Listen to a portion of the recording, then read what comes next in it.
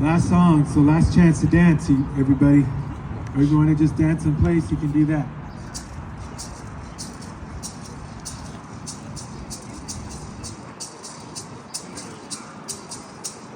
This is a song about the Isil coyote. It's the Yahweh when it is on and away when it is oh, it's the Yahweh when it is it's the Yahweh when it is on and away when it is oh, it's the Yahweh when it is it's the Yahweh when it is on and away when it is oh, it's the Yahweh when it is it's the Yahweh when it is it's on and away when it is oh, it's the Yahweh when it is it's on and away when it is oh, it's the Yahweh when it is it's the Yahweh it's on and away when it is oh, it's the Yahweh when it is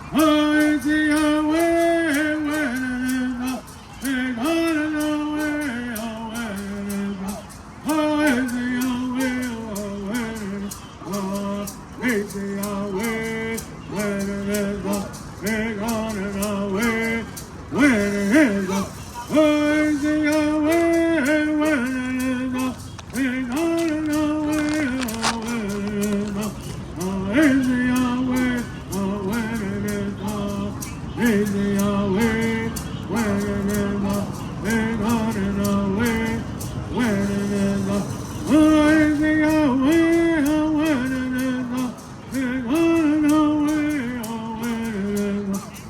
it's the Yahweh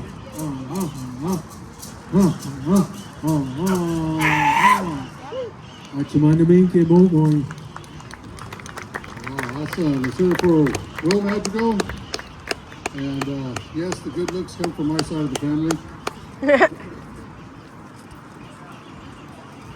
You know, when we had this event several years ago, I asked Will to be a part of it. And, you know, he's a teacher, he's an educator, and I wanted to share, have him have an opportunity to share from the Korea perspective, which is another perspective that's not shared down here in San Diego, because Korea didn't necessarily come down this way unless they were trying to get a woman or something else from down here and take back home.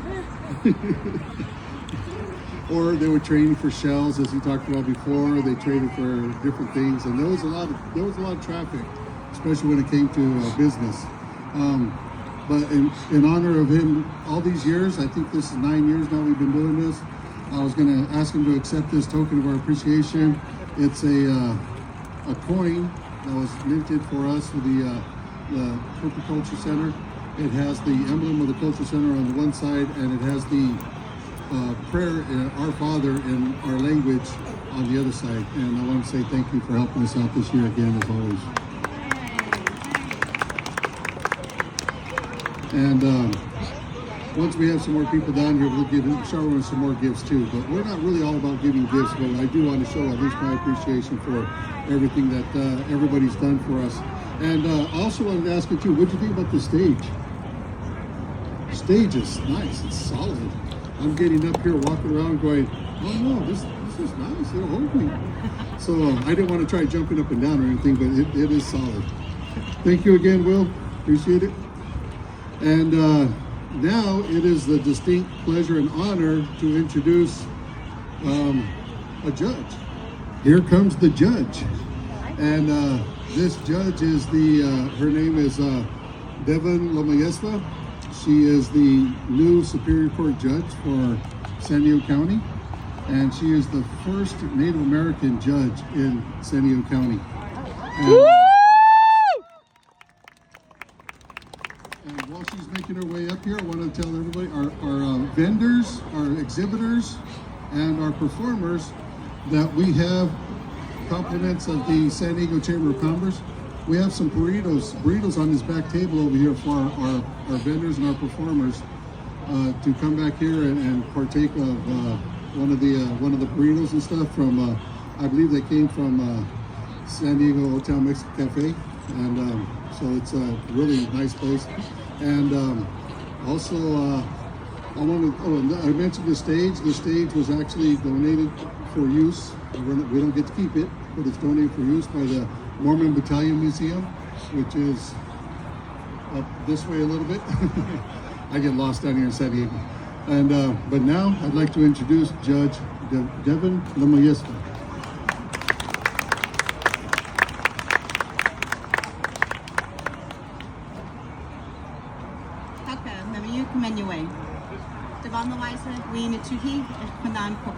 Hello everyone, how are you? My name is Devon Lamayesva. I'm from the Santa Isabel Reservation up here in northern San Diego County. I prepared a few written remarks, but I just did want to say it's an honor to be here with everyone today and to this amazing event that really shares a history of San Diego that most people don't know, and it's not taught. The theme today with education, learning more about who Native people are, I think is of vital importance to everyone, especially in a county like San Diego that has more Indian reservations than any county in the country. So with that in mind, I'll just review my remarks. So as noted by Mr. Ortega, I'm currently a judge in the San Diego Superior Court. Previous to that, I served as 10 years in the Intertribal Court of Southern California as a judge and also the chief judge. So making the transition from tribal judge to state judge has certainly been interesting and rewarding. I'm also a board member for the American Indian Recruitment Programs, which is a nonprofit that is designed to assist Native American youth succeeding in high school and getting into higher education. And I'm proud to have co-founded that over 30 years ago. Thank you, Lori. So we've joined together here today to talk about the important need to educate all of our children about the history and culture of American Indians in California. But when we talk about the history and the culture of our California tribal nations, we may consider this from a nationhood perspective. Our tribes have governed and managed their lands and peoples for generations. In addition to food, shelter, religion, language, and other aspects of life, our tribes have and still have today robust systems of governance and justice. And those systems are vital to understanding the unique legal relationship tribes and Indian people have with the federal and state governments. Our future generations should be taught that this is a country that has, in fact, 3 overarching jurisdictions in our country: federal, state, and tribal. Just as there are 50 states and their individual counties and cities with their laws, there are over 500 federally recognized tribes, with over 100 of those in California that have their own laws and systems of justice. There was a time not too long ago where Indian people in California were told through treaties that their lands were to be set aside for them, when in fact that was never to happen. There was a time when Indian people were not allowed to testify against non-Indians, and a time where Indian children were allowed to be stolen from their families and educated by outside forces that sought to impose assimilation of their mind, their bodies, and their spirit.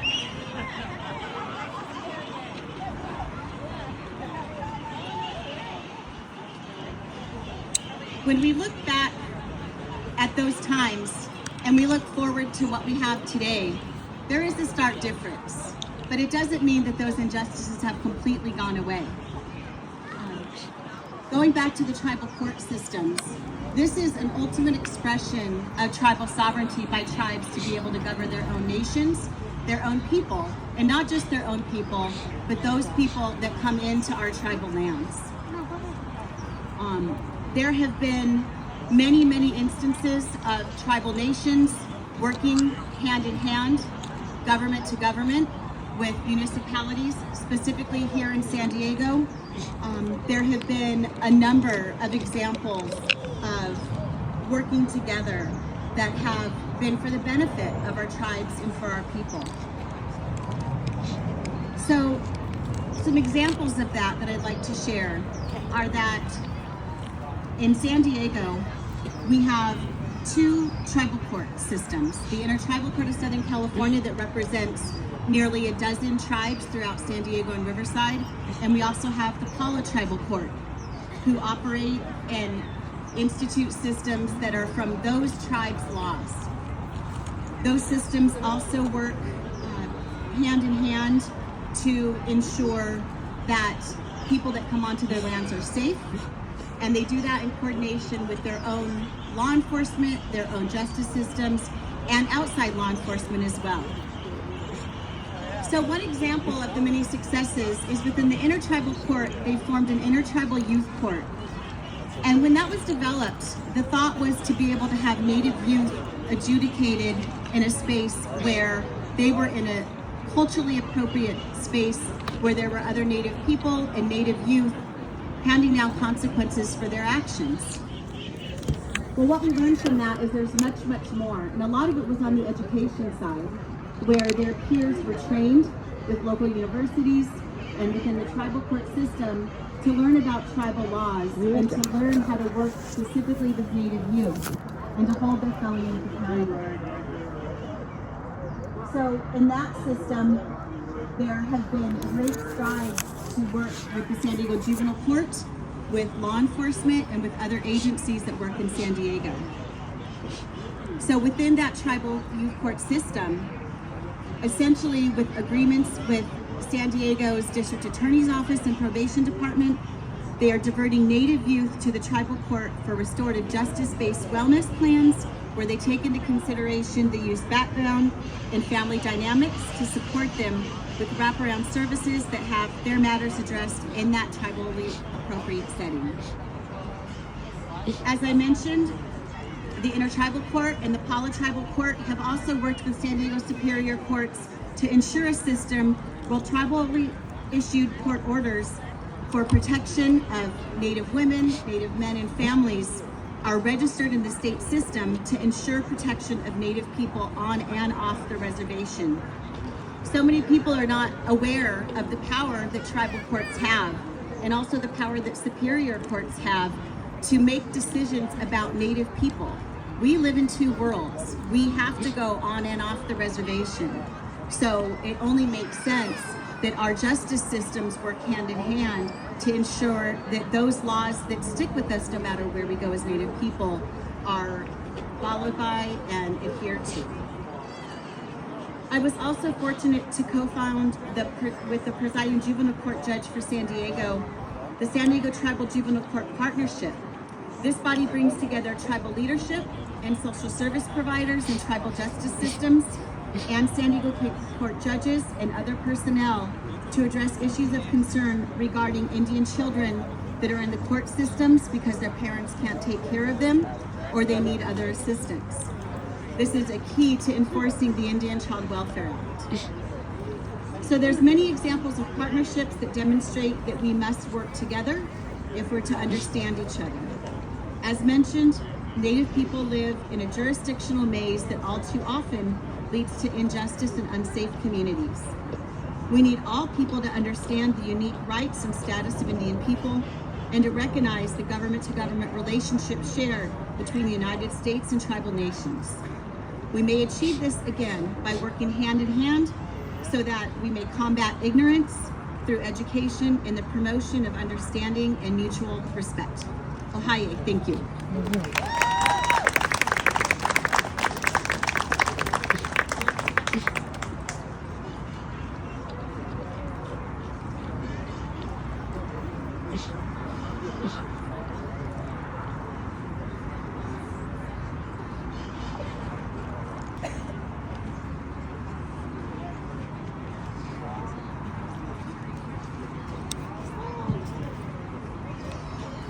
It's me again.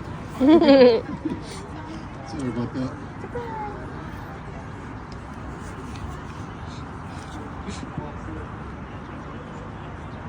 We have another group that was scheduled to be here, but they're not here right now. But I was going to reach out to one of my favorite educators, Dr. Jolie Proudfit. I was wondering if you'd be able to come on up at this time and speak, or Dr. Miriam, can you hear me? Yeah. Miriam, the tongue Dr. Jolie Proudfit, Yaka Pankawicham and Tongva. Good afternoon, everyone, honored elders and distinguished guests, educators, students, community members. And a special thank you to Eric Ortega for organizing this, and to the Paula Tribe for organizing this. This is so important to remember our ancestors, not just in small conversation, but to really honor them, because if it wasn't for those ancestors who fought the long and hard battles, so many of us wouldn't be here today. So I want to say thank you for gathering here today as we celebrate Antonio Garra Day with purpose and renewed commitment to truth, justice, and reconciliation. I stand before you as a 30-year plus educator. I'm the director of the California Indian Culture and Sovereignty Center and chair of American Indian Studies at Cal State San Marcos. We have our students over here with materials. We are all about education, cultural education, academic education. When we know better, we do better, right? We do better. And so when Eric called and said that he wanted to really focus today on not only the memory of Antonio Garra, but really how education is what is necessary for not just our own Native children, but for all those non-Native children to be good stewards of the land and good citizens. I said, yes, let me come and share some of my thoughts about education as the path to self-determination. So most importantly, I stand before you because of those who came before me, those who fought, those who resisted, those who refused to be erased. We are here because of the sacrifice of their vision and their hard work. I believe that with every fiber in my being, that education is the path to self-determination. For our peoples, education will save us. Not education as it has been, but education as it can be. And we must make education better for all of our children. As we gather today to celebrate Antonio Garra, I am filled with both humility and determination. Humility because I speak in the shadow of our ancestors whose resilience through generations of struggle has made this moment possible, but with determination because the work of Antonio Garra, his vision of sovereignty, dignity, and justice remains unfinished, and it falls to us to carry it forward. You heard a little bit about who Antonio Garra was and what he stood for. His resistance wasn't just about fighting back. He didn't want to pay taxes. Why should he have to pay taxes? You are all on California Indian land, right? This is our land forever and for always will be California Indian land. But when you see an injustice, you have to step up. You have to stand up. And that's exactly what Antonio Garra did. Though Garra was ultimately executed in 1852, his spirit of resistance never died. It lives on in every California Indian, within every Native community who has fought to preserve their language, their land, and every elder who has passed down traditional knowledge, and every young person who proudly claims their indigenous identity. You see from some of the speakers you just heard, Judge Devon, her ancestors, her strength, her resilience to be the first but not the last Native judge in San Diego. You hear from William Madrigal and his work that he does with cultural knowledge and language. It continues in the spirit of Antonio Garra. I was asked to talk a little bit about AB, California Assembly Bill AB 1703. We have one California Indian legislator, the one and only, but definitely not the last, so hopefully some of my students will consider a career in politics. But Assemblymember James Ramos from the San Manuel Band has been prolific in passing education to increase people's knowledge about California Indians. And Assembly Bill 1703 is a turning point for California Indian curriculum. In honor of Antonio Garra's memory, and here to celebrate a step forward, California Assembly Bill 1703, the California Indian Education Act, represents a crucial turning point in how our state approaches Native American history, culture, and education. As a 30-year educator, I have spent a good chunk of my professional career trying to change history, trying to change textbooks, trying to change curriculum. It's a very challenging task, even with the strength and the support of many tribal nations, with legislators. It's a heavy lift. We're a state that is home to nearly 400,000 teachers and educators, and the way we're going to change curriculum is to do that together. For our knowledge keepers and our cultural practitioners, our elders, to work with our teachers so that we can create the materials for us, by us, for our teachers to use in the classroom. For too long, our schools have taught a version of California history that begins with missions and gold rushes, relegating Native peoples to footnotes or relics or a distant past.